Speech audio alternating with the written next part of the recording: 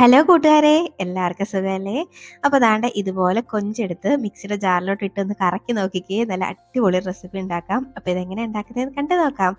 അതിന് മുന്നേ ചാനൽ ഇതുവരെ സബ്സ്ക്രൈബ് ചെയ്യാതെ ആരെങ്കിലും കാണുന്നുണ്ടെങ്കിലേ പ്ലീസ് ഒന്ന് സബ്സ്ക്രൈബ് ചെയ്ത് സപ്പോർട്ടോടെ ചെയ്തേക്കണേ. അപ്പോൾ നമുക്കിതെങ്ങനെ ഉണ്ടാക്കുന്നതെന്ന് കണ്ടു നോക്കാം. വായോ. ഇതുണ്ടാക്കാൻ വേണ്ടിയിട്ടേ ഞാനിവിടെ കുറച്ച് കൊഞ്ചെടുത്ത് വെച്ചിട്ടുണ്ട്. നമ്മുടെ നാട്ടിൽ ഇതിന് കൊഞ്ചെന്നാണ് കേട്ടോ പറയുന്നത്. ചില ആൾക്കാർ ഇതിന് കൊഞ്ചെന്ന് പറയുന്നതിന് ഒരിക്കൽ ഞാനിങ്ങനെ പറഞ്ഞെന്ന് പറഞ്ഞിട്ട് ഒരുപാട് പേര് കമൻറ്റ് ഇട്ടിരുന്നു. ചെമ്മീനെന്നാണ് ഇതിൻ്റെ പേര്, ചെമ്മീനെന്നാണെന്നൊക്കെ. പക്ഷേ നമ്മുടെ നാട്ടിൽ കൂടുതലും കൊഞ്ചെന്ന് പറയുന്നത് കൊണ്ട് ഞാൻ അങ്ങനെ പറഞ്ഞതേ ഉള്ളൂ. എന്തായാലും എടുത്ത് വെച്ചിട്ട് അതിലേക്ക് ഒരു 1/4 ടീസ്പൂൺ മഞ്ഞൾപ്പൊടിയും 1 ടീസ്പൂണൊക്കെ മുളക് പൊടിയും ആവശ്യത്തിന് ഉപ്പും കൂടെ ചേർത്തിട്ട് നമുക്കിത് കൈവച്ച് തന്നെ നല്ല പോലെ ഒന്നങ്ങ് മിക്സാക്കി എടുക്കാം.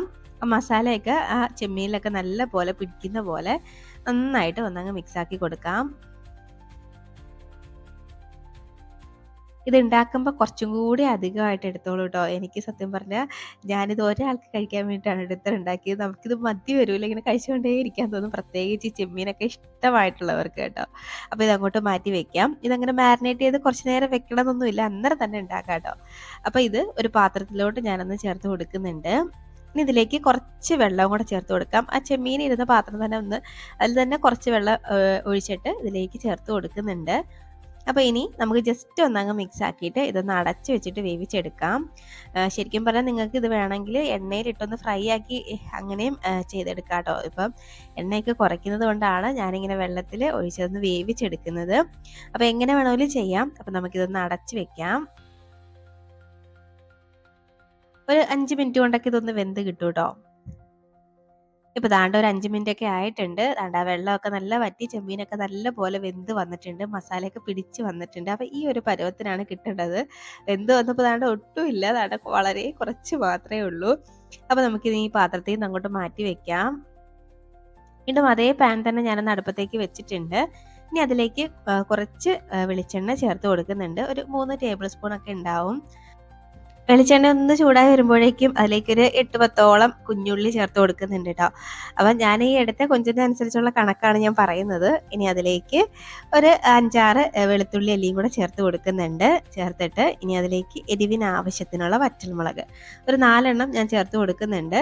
എല്ലാം കൂടെ ഇനി ഒന്നങ്ങ് വഴറ്റിയെടുക്കാം. ഇതിൻ്റെയൊക്കെ നിറം ഒന്ന് മാറി നല്ല പോലെ ഒന്നങ്ങ് റോസ്റ്റ് ആയിട്ട് വരണം. അതുവരേക്കും നന്നായിട്ട് ഒന്ന് വഴറ്റി കൊടുക്കാം.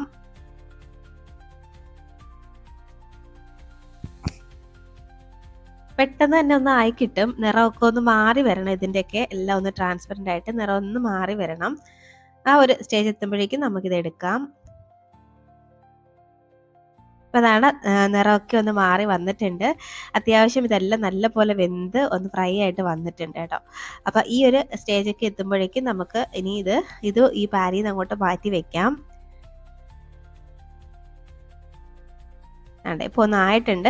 അപ്പോൾ ഞാൻ ഇത് ഒന്ന് മാറ്റുന്നുണ്ട്. തണുത്ത് വരട്ടെ. അപ്പോഴേക്കും ഒരു മിക്സിയുടെ ജാറൊന്ന് എടുത്ത് വെച്ചിട്ട് നമ്മൾ നേരത്തെ ഇവിടെ വേവിച്ചെടുത്തേക്കുന്നത് നമ്മുടെ കൊഞ്ചുണ്ടല്ലോ, അത് ആ മിക്സിയുടെ ജാറിലോട്ടൊന്ന് ഇട്ട് കൊടുക്കാം. ഇനി ഇത് നമുക്കൊന്ന് പൊടിച്ചെടുത്ത് കൊണ്ടുവരാം. ഒരു പൾസ് മോഡിലിട്ട് ഒരു 2 വട്ടം ഒരു കിർക്കിർ അത്രയും മതി കേട്ടോ. അതാണ് ഇതുപോലെ ഒന്ന് കിട്ടും. ഇതുപോലെ എടുക്കാം, അല്ലെങ്കിൽ ഇത്രയും തന്നെ പൊടിക്കണം എന്നില്ല, കുറച്ചും കൂടെ കുറച്ചായിട്ട് പൊടിച്ചാലും മതി. ഒരൊറ്റ വട്ടം ഒന്ന് പൾസ് മോഡിലിട്ടൊന്ന് കറക്കിയാലും മതി കേട്ടോ. അപ്പോൾ ഞാനിത് മറ്റൊരു പാത്രത്തിലോട്ടൊന്ന് മാറ്റുന്നുണ്ട്. ഈ മിക്സിയുടെ ജാർ നമുക്ക് വീണ്ടും ആവശ്യമുണ്ട്, അതുകൊണ്ടാണ് കേട്ടോ. അപ്പോൾ വീണ്ടും ആ മിക്സിയുടെ ജാർ തന്നെ ഒന്ന് വെച്ചിട്ടുണ്ട്. അതിലേക്ക് നമ്മൾ നേരത്തെ ഇവിടെ ഫ്രൈ ആക്കി വെച്ചേക്കുന്ന നമ്മുടെ ഉള്ളിയും വറ്റൽമുളകും എല്ലാം അതിലേക്ക് ചേർത്ത് കൊടുത്തിട്ട് അതും ഒന്ന് ക്രഷാക്കി എടുത്ത് കൊണ്ടുവരാം. ഇതുപോലെ ഒന്ന് ക്രഷാക്കി എടുത്തിട്ടുണ്ട്. ഇനി നമുക്ക് നമ്മൾ നേരത്തെ ഇതെല്ലാം റോസ്റ്റാക്കി എടുത്ത അതേ പാൻ തന്നെ ഞാനൊന്ന് വെച്ചിട്ടുണ്ട്. അതിലേക്ക് കുറച്ച് വെളിച്ചെണ്ണയും കൂടെ ഒന്ന് ചേർത്ത് കൊടുക്കുന്നുണ്ട്. വെളിച്ചെണ്ണ ചൂടായി വരുമ്പോഴേക്കും കടുകിട്ട് പൊട്ടിക്കാം. കടുകൊന്ന് പൊട്ടി വരുമ്പോഴേക്കുവേ ഇതിലേക്ക് കുറച്ച് കറിവേപ്പിലയും കൂടെ ഞാനൊന്ന് ചേർത്ത് കൊടുക്കുന്നുണ്ട്. ഇനി ഇതിലേക്ക് ചേർക്കുന്നത് നമ്മൾ ഉള്ളിയുടെയും വറ്റൽമുളകൊക്കെ നമ്മൾ മിക്സിയിൽ അരച്ച് വെച്ചില്ലേ, അതും കൂടെ അങ്ങോട്ട് ആ ഒരു മിക്സും കൂടെ അങ്ങോട്ട് ചേർത്ത് കൊടുക്കാം. ചേർത്തിട്ട് വീണ്ടും എല്ലാം കൂടെ ഒന്നങ്ങ് വഴറ്റിയെടുക്കാം.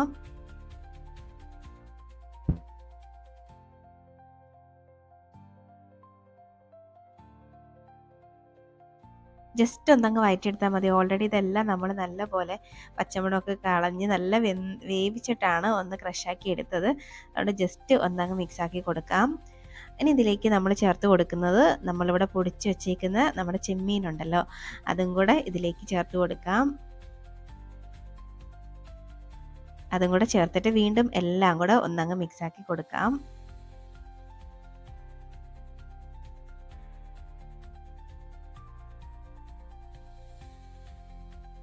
ഇതുപോലെ എല്ലാം കൂടെ ഒന്നും കൂടെ മിക്സാക്കി എടുക്കുന്നുണ്ട്. ഈ ഒരു സമയം ഇതിലേക്ക് ഉപ്പിൻ്റെ ആവശ്യം വല്ലതും ഉണ്ടെങ്കിൽ നോക്കിയിട്ട് ഉപ്പൊക്കെ ഒന്ന് ചേർത്ത് കൊടുക്കണം കേട്ടോ. ഞാനിവിടെ ഉപ്പൊന്ന് ചെക്ക് ചെയ്തപ്പം കുറച്ച് ഉപ്പിൻ്റെ കുറവുണ്ടായിരുന്നു. അപ്പോൾ ഞാനൊരു അല്പം ഉപ്പും കൂടെ ഇതിലേക്ക് ചേർത്ത് കൊടുക്കുന്നുണ്ട്. വളരെ കുറച്ച് മാത്രമേ ചേർക്കുന്നുള്ളൂ. ഇനി ഇതിലേക്ക് ചേർക്കുന്നത് കുറച്ച് തേങ്ങയും കൂടാണ് കേട്ടോ. അപ്പോൾ ഈ തേങ്ങ ഓപ്ഷനിലാണ്, വേണമെങ്കിൽ മാത്രം ചേർത്താൽ മതി. ചേർത്തില്ലെങ്കിലും നല്ലതാണ്, ചേർത്താൽ കുറച്ചും കൂടെ ടേസ്റ്റ് ആയിരിക്കും കേട്ടോ. അപ്പോൾ എനിക്ക് തേങ്ങ കുറച്ചും കൂടെ ഇഷ്ടമായതുകൊണ്ട് ഞാനിത് തേങ്ങ ചേർത്തിട്ടുണ്ട്.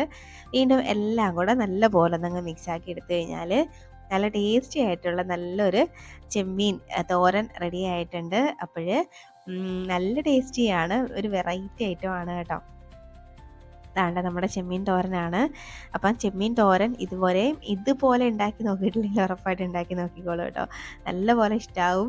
നമ്മൾ ഈ അപ്പത്തിൻ്റെ കൂടെയൊക്കെ പൊടിച്ചമ്മന്തി ഉണ്ടാക്കൂലേ, അതുപോലെ ഇരിക്കും കാണാനായിട്ട്. പക്ഷെ നല്ല ടേസ്റ്റാണ് കേട്ടോ. ഇത് കാലിയാവുന്ന വഴി അറിയില്ല. അപ്പോൾ ഈ ചെമ്മീനൊക്കെ ഇഷ്ടപ്പെട്ടവർക്കാണെങ്കിൽ പിന്നെ പറയണ്ട, പെട്ടെന്ന് തന്നെ തിന്നു തീർക്കും കേട്ടോ. അപ്പോൾ ഇത് ചോറിൻ്റെ കൂടെയോ ഇനി അപ്പത്തിൻ്റെ കൂടെയോ ഒക്കെ കഴിക്കാൻ നല്ല ടേസ്റ്റാണ് കേട്ടോ. അപ്പോൾ എന്തായാലും ട്രൈ ആക്കി നോക്കിയിട്ട് അഭിപ്രായം പറയാൻ അതുപോലെ വീഡിയോ ഇഷ്ടമാവുകയാണെങ്കിലേ ഒരു ലൈക്കും കൂടെ തന്നേക്കണേ. അപ്പോൾ ഇനി ഒരു റെസിപ്പിയുമായിട്ട് വീണ്ടും കാണാം. അതുവരേക്കും ബൈ. Thanks for watching.